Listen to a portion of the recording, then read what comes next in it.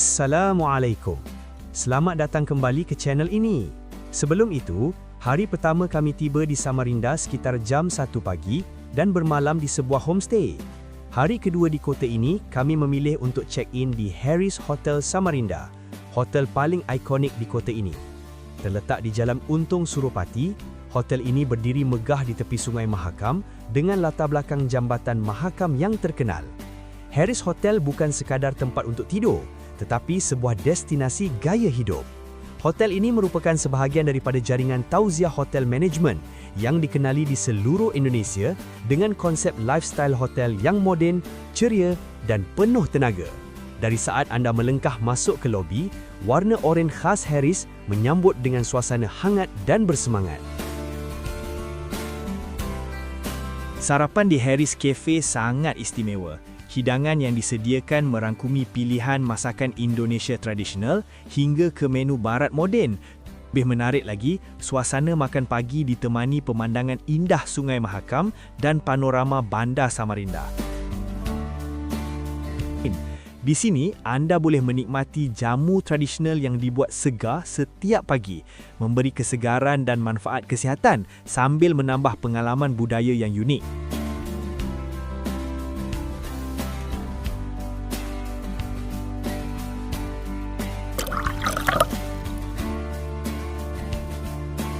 Inilah sebab utama kenapa Harris Hotel jadi pilihan kami.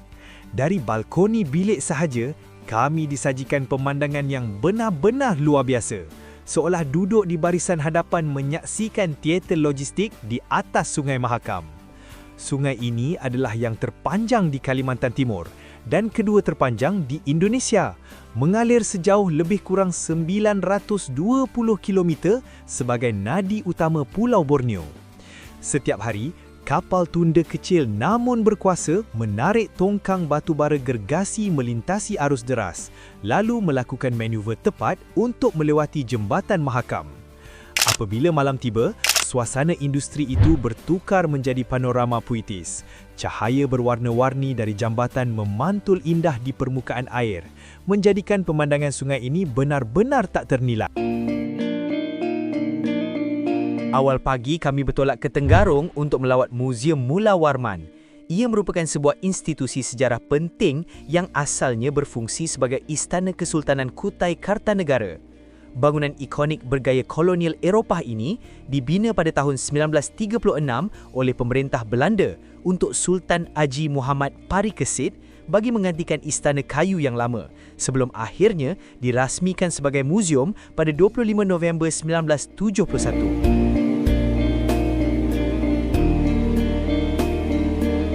Di depan Muzium Kutai berdiri patung Lembu Swana, makhluk mitologi sakral lambang Kesultanan Kutai Kartanegara. Ia dipercaya sebagai penguasa Sungai Mahakam dan simbol kedaulatan raja. Bentuknya menyerupai khimer, berkepala gajah lambang kecerdasan, berbadan lembu lambang kesuburan, bersayap garuda mewakili unsur udara dan bersisik ikan mewakili unsur air.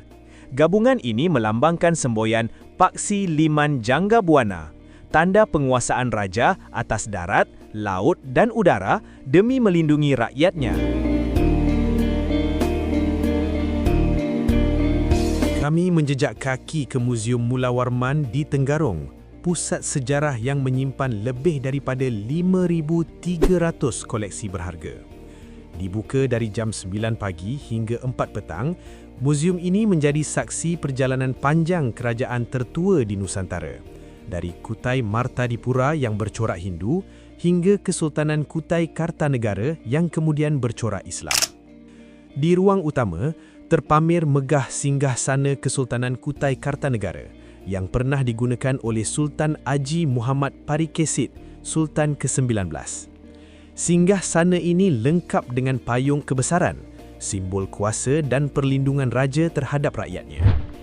Di sekitarnya, tersimpan pakaian diraja yang masih rapi, seolah-olah Sultan baru sahaja bangkit dari tahta.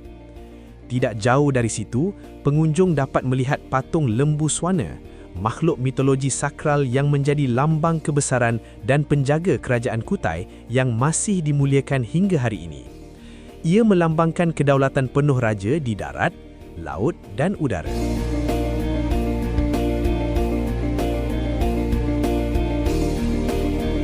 Muzium ini juga menampilkan koleksi senjata tradisional seperti keris, tombak dan meriam kecil yang pernah digunakan dalam upacara adat dan pertahanan kerajaan. Senjata moden dari Belanda yang mula digunakan. Setiap bilah senjata bukan sekadar alat, tetapi simbol keberanian dan maruah kesultanan. Sejarah Kutai turut mencatat peralihan besar pada abad ke-16 ketika Sultan Aji Raja Mahmota Islam memeluk agama Islam. Sejak itu, Kesultanan Kutai bercorak Islam dan tradisi Islam semakin kuat. Bukti ini dapat dilihat melalui koleksi naskah Al-Quran lama yang tersimpan di muzium, menandakan peranan agama dalam pemerintahan. Turun ke ruang bawah tanah, ribuan seramik purba dari dinasti Cina tersusun kemas, membuktikan bahawa Kutai pernah menjadi pusat perdagangan antarabangsa yang aktif berabad-abad lamanya. Dan di sebelah bangunan utama, berdiri tenang kompleks makam Sultan-Sultan Kutai. Sunyi, namun penuh dengan kehadiran sejarah. Seolah-olah setiap batu nisan masih berbisik tentang salah silah panjang Raja-Raja Kutai yang pernah memerintah dengan kebesaran dan wibawa.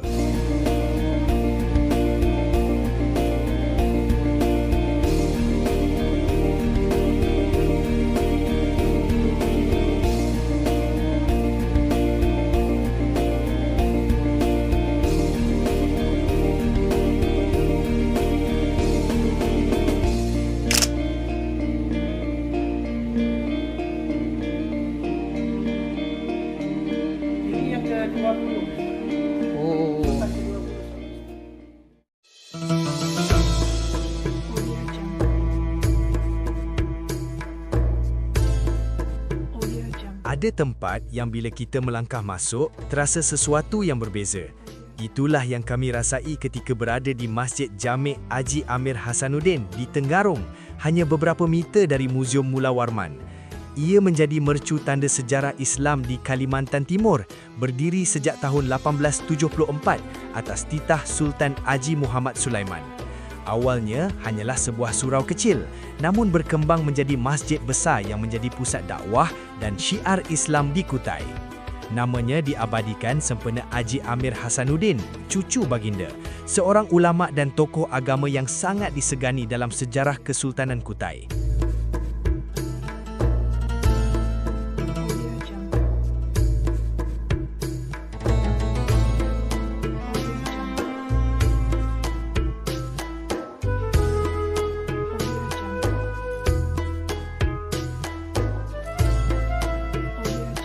Yang menakjubkan, masjid ini dibina hampir sepenuhnya daripada kayu ulin, kayu besi asli Borneo.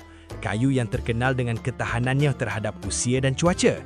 Sebab itu, setelah lebih 150 tahun berlalu, dinding, lantai dan tiang-tiangnya masih kukuh berdiri. Dari segi rupa bina, masjid ini memukau dengan bumbung tumpang 3 tingkat yang bukan sekadar indah dipandang, tetapi ada falsafahnya, iaitu membawa erti iman, Islam dan ihsan. Seni binanya yang menggabungkan secara harmoni pengaruh tradisional Melayu Kutai dengan sentuhan kolonial, mencerminkan kekayaan budaya Nusantara pada abad ke-19.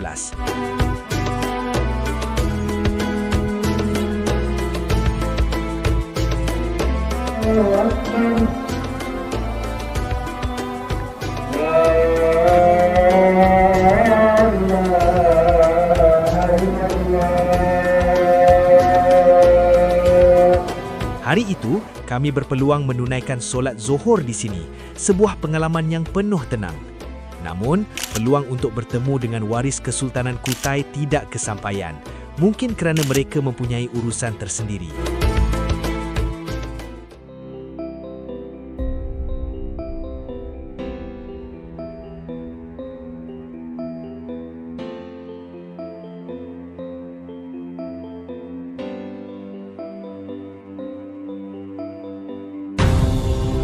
Kami singgah ke Muzium Kayu Tua Himba di Waduk Panji Sukarame, Tenggarong.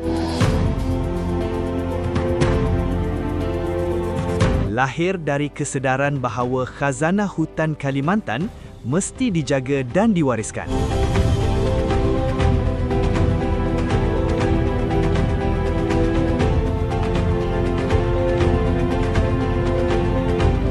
Nama Tuah Himba sendiri bermaksud berkat hutan.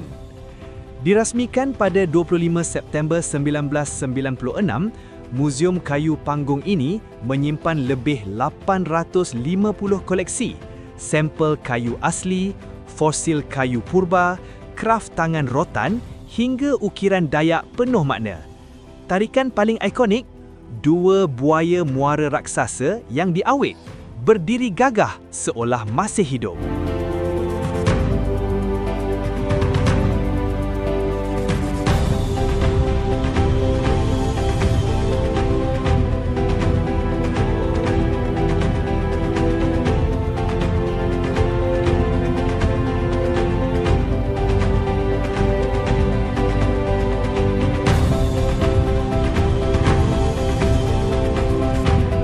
Di sinilah aku mengenali kayu ulin.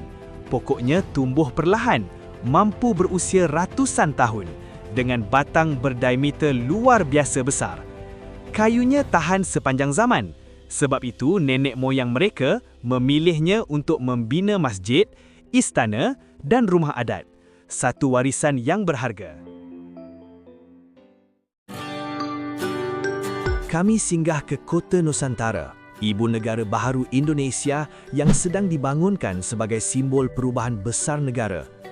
Diumumkan oleh Presiden Joko Widodo pada 2019. Dengan ini saya mohon izin untuk memindahkan ibu kota negara kita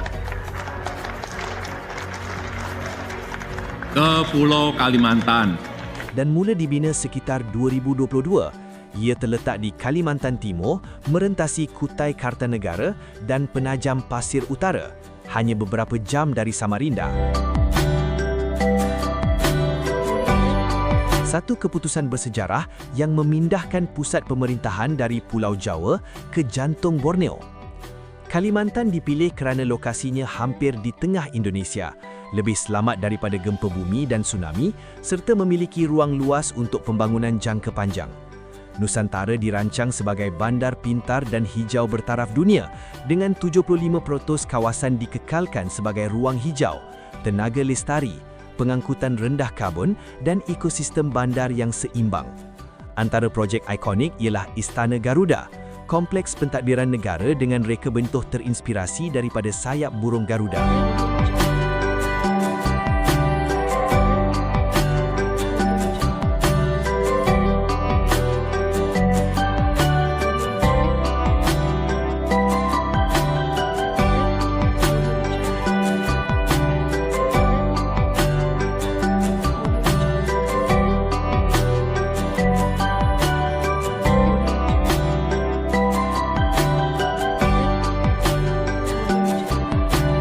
Turut dibangunkan universiti, hospital, perumahan penjawat awam dan infrastruktur moden.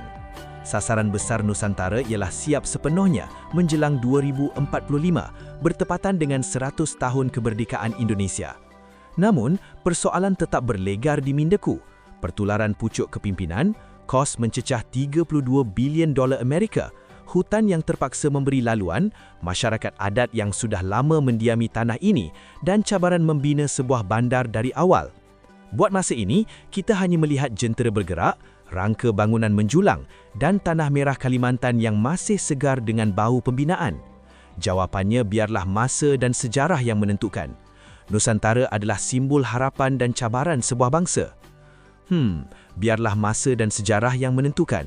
Mari kita sama-sama saksikan ke mana hala tuju ibu negara baharu Indonesia ini.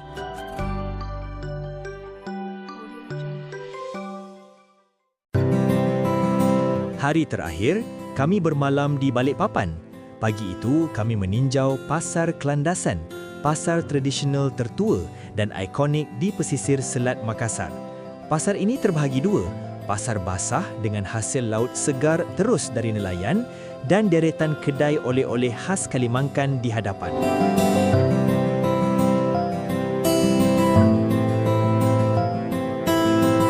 Sebenarnya banyak tempat lain yang kami telah jejaki tetapi tidak sempat dirakam. Namun, sebelum menutup episod ini, ada hutang budi yang wajib disebut. Jutaan terima kasih kepada pengarah Polnes, Dr. Ahyar Muhammad Diah serta seluruh warga Polnes. Penghargaan istimewa kepada Pak Halim dan Pak Zainur yang sabar dan ikhlas mengiringi setiap langkah kami. Tanpa mereka, perjalanan ini tidak akan sangat berkesan.